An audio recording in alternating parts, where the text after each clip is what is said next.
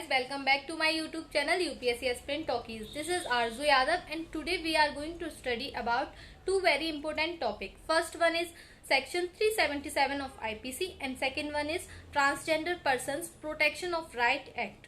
लेकिन ये topic start करने से पहले हमारे कुछ टर्म्स क्लियर होने चाहिए, जैसे कि what is transgender, what is trans women and trans man and persons with social cultural identity such as kinnar and hijra, ये सब क्या होता है। तो पहले वन बाय वन हम इनको डिस्कस करेंगे, उसके बाद ये टॉपिक हमारे अच्छे से क्लियर हो जाएंगे। तो समझते हैं कि ट्रांसजेंडर क्या होता है। A person whose gender does not match the gender assigned at the birth, मतलब कि जब कोई बच्चा पैदा होता है तो डॉक्टर उसके बॉडी पार्ट्स को देखकर उसके हिसाब से उसको सेक्स असाइन करता है कि वो मेल है या फीमेल है। ठीक है, तो मान लो कि डॉक्टर ने असाइन किया कि वो एक मेल है। अब वो बच्चा जब धीरे धीरे बड़ा होता है तो उसकी बॉडी में हार्मोन्स की वजह से वो एज अ फीमेल फील करने लगता है, जैसे लड़कियों की तरह उसे कपड़े पहनना पसंद आने लगता है, श्रृंगार करना, सजना संवरना। तो मतलब क्या कि वो दिखता तो मेल के जैसा है, ठीक है, उसका सेक्स तो मेल है, लेकिन वो अंदर से एज अ फीमेल फील कर रहा है, तो इसे बोलेंगे ट्रांस वुमेन। और सेम इसका उल्टा होता है कि जब वो उसकी बॉडी दिखने में कैसी हो, फीमेल की जैसी, लेकिन वो मेल के जैसा फील कर रहा है, ठीक है, तो इसको बोलेंगे ट्रांस मैन। तो अब आपको ये तो समझ में आ गया कि ट्रांस वुमेन और ट्रांस मैन किसे बोलेंगे। अब देखो ये ट्रांस मैन और ट्रांस वुमेन क्या कर सकते हैं। देखो काफ़ी केसेस में जैसा वो दिख रहे हैं एज अ मेल दिख रहे हैं और उन्हें मेल के जैसा ही फील भी करना है तो वो हार्मोन थेरेपी करवा लेते हैं। लेकिन अगर वो मेल के जैसे दिख रहे हैं और उन्हें फीमेल के जैसा फील हो रहा है और वो फीमेल बनना चाहते हैं तो उस केस में वो सर्जरी भी करवा लेते हैं। तो अब आपको समझ में आ गया होगा ट्रांसजेंडर, ट्रांसमैन या ट्रांस वुमेन क्या होता है, ये क्लियर हो गया होगा, कोई कंफ्यूजन नहीं रहा होगा। तो ये तो ट्रांसजेंडर हुआ कि जो चाइल्ड को देखकर सेक्स असाइन किया गया था वो बड़े होकर वैसा फील नहीं कर रहा है, तो ये हो गया ट्रांसजेंडर। अब इसके बाद एक और नेक्स्ट टर्म आती है सिसजेंडर। अब सिसजेंडर क्या होता है, इसमें जो डॉक्टर चाइल्ड को देखकर जो सेक्स असाइन करता है कि वो मेल है या फीमेल, वो चाइल्ड बड़ा होकर भी वैसा ही फील करता है, तो ये होता है सिसजेंडर, जैसे कि नॉर्मल मैन और नॉर्मल वुमेन। ठीक है, तो ये तो हमने बात कर ली transgender, trans man, trans women और सिसजेंडर की।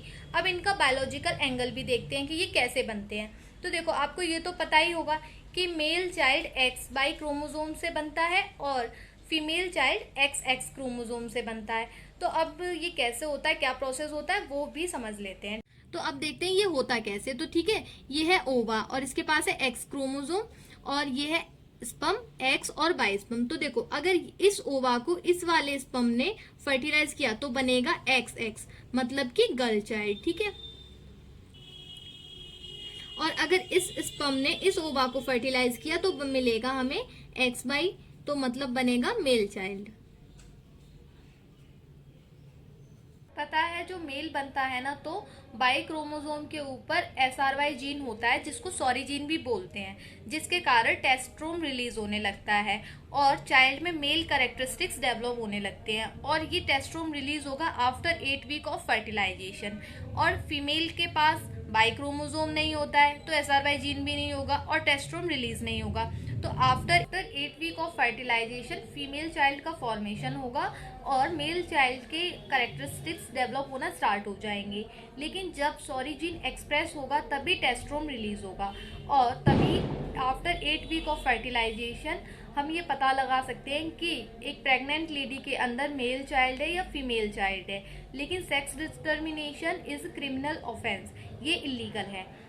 लेकिन क्या होता है कई बार कि देखो ये है एक्स एक्स क्रोमोसोम और ये है वाई क्रोमोसोम, तो इसका आधा हिस्सा टूटकर अगर एक्स एक्स क्रोमोसोम के पास जाता है तो क्या होगा कि फीमेल है उसके पास आ जाएंगे मेल कैरेक्टर, तो बॉडी तो फीमेल की रहेगी लेकिन जो उसका सेक्सुअल ऑर्गन होगा वो हो जाएगा मेल का।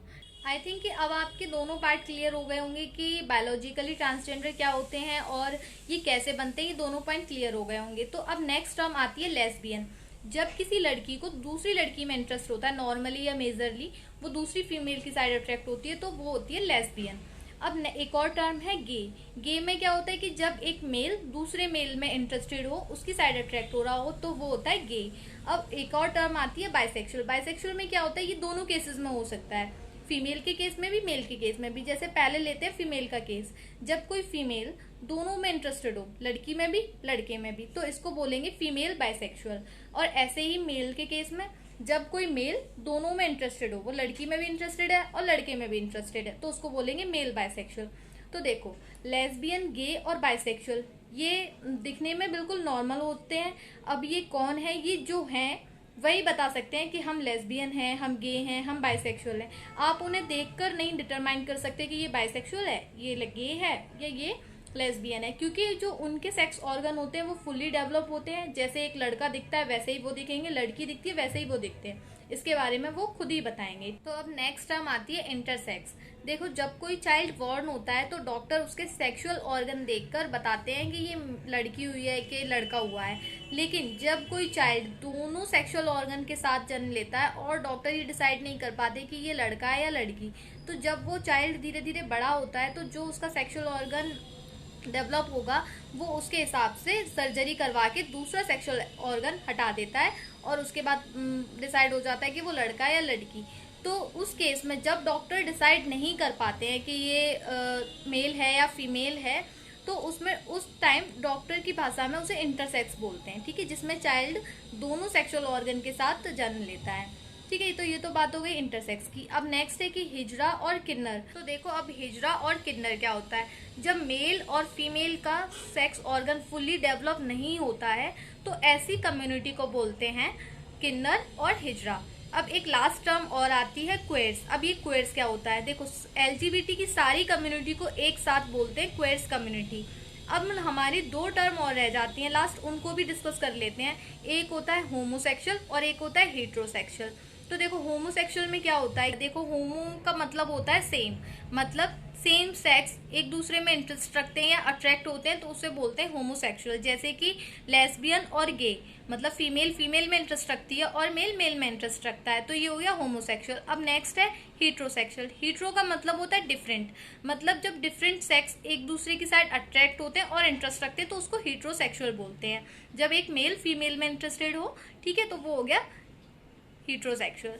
तो आज तो हमने इस वीडियो में ये सारे टर्म डिस्कस किए कि transgender, trans women, trans man, है ना, और लेस्बियन, गे, ये क्वेयर कम्युनिटी क्या होती है, हिजड़ा, किन्नर, ये सब क्या होते हैं, कैसे बनते हैं। तो नेक्स्ट वीडियो में मैं डिटेल में डिस्कस करूंगी section 377 of IPC and transgender protection act, क्योंकि कंफ्यूजन ना रहे तो इस वीडियो में हमने टर्म्स को पहले डिस्कस कर लिया है। मिलते हैं दूसरे वीडियो में। Thank you.